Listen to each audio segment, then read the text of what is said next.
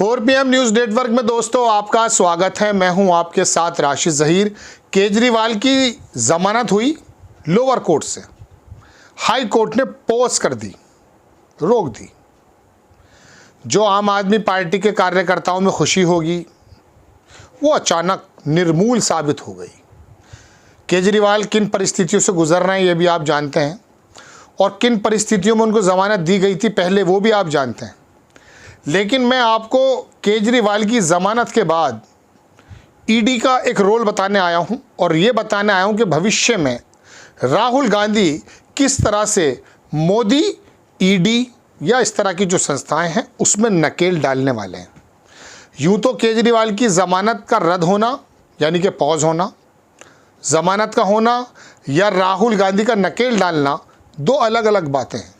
लेकिन ये मैं आपको बताने के लिए हाजिर हुआ कि ईडी ने जब लोअर कोर्ट से ज़मानत देखी तो अभी ज़मानत की प्रति, जजमेंट की प्रति अकॉर्डिंग टू संजय सिंह उनके हाथ में नहीं आई, फ़ौरन ही हाई कोर्ट चले गए। इतनी तेज़ी से काम किया ईडी ने, उस पर सवाल तो खड़े होते हैं। हालांकि उनका अधिकार है, वो जाएंगे, लेकिन इतनी तेज़ी महाराष्ट्र के मिनिस्टर्स पर वो ईडी नहीं दिखाती जिनको नोटिसेस दिए गए थे जब वो उद्धव ठाकरे की सरकार में मंत्री थे। बाद में तो वो दमदनाते हुए घूम रहे हैं। तो पता ये चला कि ज़मानत हुई भी और अभी जाम लबों पे आया भी नहीं था जो छूट गया, यानी कि केजरीवाल की ज़मानत को पॉज कर दिया गया। ईडी फ़ौरन हाई कोर्ट गई और वहाँ जा कर के कहा कि नहीं साहब ये गलत हुआ है।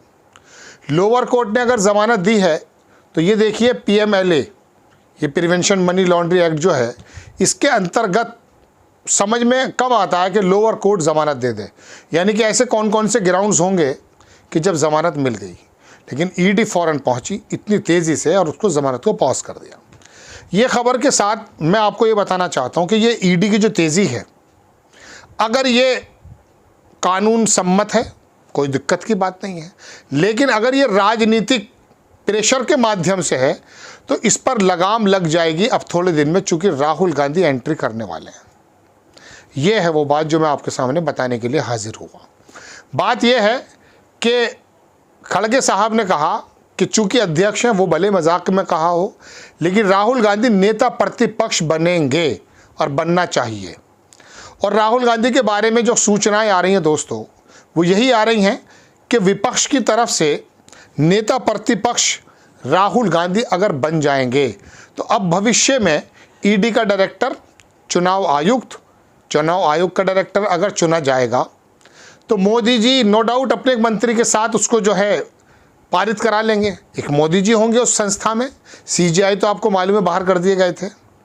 एक उनका ही चुना हुआ एक मंत्री होगा केंद्र का, और एक जो है अपोजिशन लीडर यानी कि राहुल गांधी अगर बनते हैं जैसा कि सूचनाएं आ रही हैं। ऐसे समय में पहले जो कर्नाटक उसमें बंगाल में हार गए, उनके अलावा जब राहुल गांधी बनेंगे नेता प्रतिपक्ष तो होगा क्या, बड़ी मजबूती से वो अपोज करेंगे कि आप इनको डायरेक्टर बना सकते हैं और इनको नहीं। ये बात दीगर है कि प्रधानमंत्री जी और केंद्रीय मिनिस्टर दोनों एक मत होकर 2-1 से पारित करा लेंगे भविष्य में जो भी डायरेक्टर चुने जाने हैं।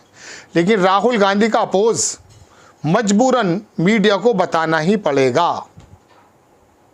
इतनी ज़्यादा बड़ी खबरें बनेंगी कि राहुल गांधी का आपको याद होगा पिछले कार्यकाल के अनुसार जब उन्होंने अडानी को और मोदी जी को घेरा था, उनको निलंबन भी झेलना पड़ा था, लोकसभा से निकाल दिया गया था जनाब-ए-मन। ये बात दीगर है कि उनको 2 साल की सज़ा की गई थी जो बाद में मुलतवी हुई।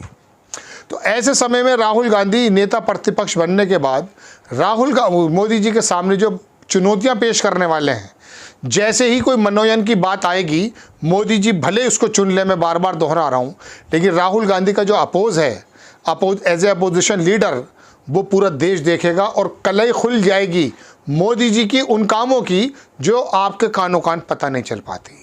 आपको पता नहीं चल पाता कि लवासा को कैसे कैसे रातों रात हटा दिया जाता है, आपको पता नहीं चल पाता कि NTA का डायरेक्टर कौन बना दिया जाता है, और आपको पता नहीं चल पाता कि चुनाव आयोग को कैसे 2 बंदे आकर के, एक बंदा जिसको चीफ इलेक्शन बनना था अचानक वो इस्तीफ़ा दे देता है। क्या वजह रही है?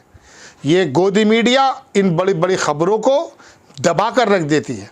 यूट्यूब पर, सोशल मीडिया पर जो पत्रकार काम कर रहे हैं वो लोग आपके सामने गाए बगाए वो खबरें लेकर आते हैं जिससे आपको देश के असल हालात का पता चलता है।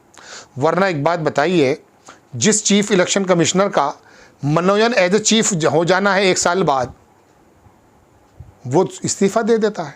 अचानक मीटिंग करके आता है, इस्तीफ़ा दे देता है। क्यों? ऐसी क्या मजबूरियां रही होंगी? और 2 लोग चुन लिए गए, फ़ौरन तय है, हर चीज़ तय है। एनटीए का डायरेक्टर चुन लिया जाता है, ईडी का डायरेक्टर चुन लिया जाता है। कहने का मतलब ये कि अब चुनेंगे तो ज़रूर, ताकत भी है। लेकिन राहुल गांधी जैसा अपोजिशन लीडर, नेता प्रतिपक्ष जब इसमें शामिल होगा तो अब आप इमेजिन कीजिए कि मोदी जी भी सामने बैठे हैं, एक उनका केंद्रीय मिनिस्टर भी बैठा है और राहुल गांधी बैठे हैं। 3 लोग जब बैठे होंगे, अगर बैठने का मौका दिया गया तो उस समय राहुल गांधी किस प्रकार से अपोज करेंगे, ये तमाम डायरेक्टर अगर चुन भी लेंगे तो ये तमाम देश के सामने राहुल गांधी जैसा अपोजिशन लीडर जिस तरह से रखेगा, मीडिया की भी मजबूरी हो जाएगी उसकी कलई को खोलना। और अगर वो नहीं भी खोलेंगे तो हम लोग बैठे हैं, हमें मालूम है कि कौन से डायरेक्टर को कहाँ से लाया जाता है, कौन किसका रिश्तेदार होता है। ये खोजी पत्रकारिता का जो थोड़ा बहुत भी ज्ञान हम लोगों को हुआ है, या यूट्यूबर्स जो काम कर रहे हैं, सोशल मीडिया पे अपनी आवाज़ उठा रहे हैं, बड़े बड़े चैनल से निकाले हुए जो पत्रकार हैं, वो आज़ादी के साथ सीना चौड़ा करके जो पत्रकारिता कर रहे हैं, वो आपके सामने बता देंगे कि किस किस को किस रिश्तेदारी के बिहाव पर चुना गया है, कौन कौन सी बातें इसके पीछे हैं, पर्दे के पीछे के खेल क्या क्या हैं। चूँकि आपको मालूम नहीं है कि अंडर द टेबल क्या क्या होता है। ये जो ठेके दिए जाते हैं ना, जो नकल की बात चल रही है, राहुल गांधी जब उठाते हैं इन बातों को तो पता जब चलता है कि असल में दरअसल इसमें हो क्या रहा है। तो नेता प्रतिपक्ष बनते ही राहुल गांधी मोदी जी के लिए किस प्रकार से नकेल कसेंगे as a opposition leader, position होती है। और दूसरी बात, इस समय विपक्ष बड़ा मजबूत है। और तीसरी बात यह है, नीतीश कुमार या नायडू भले ही उनके साथ हों, लेकिन एक बात मैं आपको बता दूं दोस्तों, जब इस तरह के मैं कह सकता हूं कि खुलासे करेंगे राहुल गांधी, उस समय नीतीश कुमार हो या नायडू, शिंदे हो या अजीत पवार या जयंत चौधरी या जो भी और उनके साथ हो सकते हैं जिन्होंने अपना साझा कर रखा है, चिराग पासवान तो नहीं करेंगे, उनका तो हनुमान बने हुए हैं वो, लेकिन ये बाकी लोग भी जनता के सामने राहुल गांधी के उन इल्ज़ामात को जो एज ए अपोजिशन लीडर वो लगाएंगे, उसको किस तरह से डिफेंस करेंगे वो, ये एक देखने वाली बात होगी। बड़ी खबर यह है कि नेता प्रतिपक्ष बनने के बाद राहुल गांधी ईडी का डायरेक्टर चुनना हो या चुनाव आयोग का, मोदी जी के लिए एक मुश्किल साबित होने जा रहे हैं। आपको खबर कैसी लगी अपनी राय कमेंट्स बॉक्स में ज़रूर दीजिए। चैनल को सब्सक्राइब कीजिए, शेयर कीजिए। नेक्स्ट टाइम मैं किसी खबर के साथ हाजिर होता हूँ। जय हिंद।